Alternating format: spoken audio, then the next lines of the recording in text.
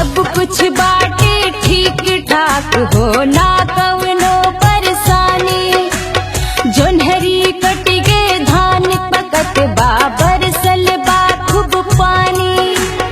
ओके के खेत में बड़का कक्का काकी करे छोलाई। छोटका बबुआ कोल्हू सांगे करत हउए पेराई। ओ घर आजा परदेसी खियाई तुम्हें गुड़ देसी। ओ घर आजा परदेसी खियाई तुम्हें गुड़ देसी।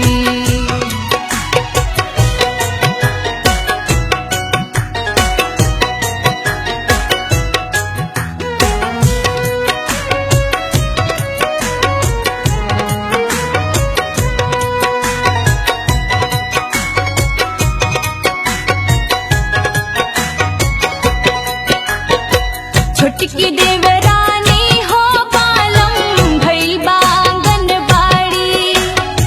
पुष्टाहार के बेच के लिहले बाटे गोसाड़ी।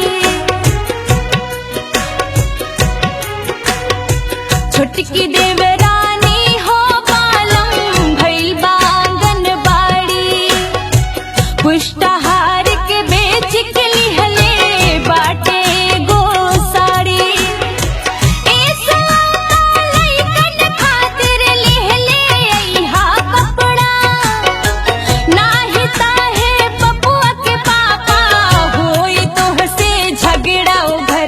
परदेसी खियाई तुम्हें गुड़ देसी।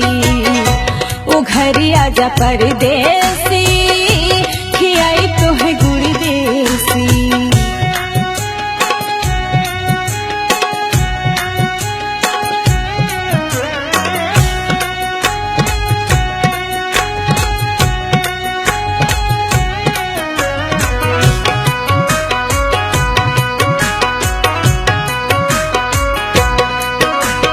रुपिया भेज दिहा कुछ साजन भैस बाटे नियर आइल।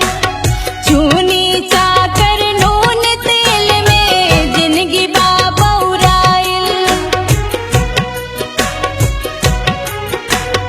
रुपिया भेज दिहा कुछ साजन भैस बाटे नियर आइल। चूनी चाकर नून तेल में जिंदगी बाबौराइल। कजरी तीज बीत गइल हो बीत रहल दिवाली। एसो फागुन में आ जइहा जाए न होली खाली। ओ घर आजा परदेसी खियाई तुम्हें गुड़ देसी। ओ घर आजा परदेसी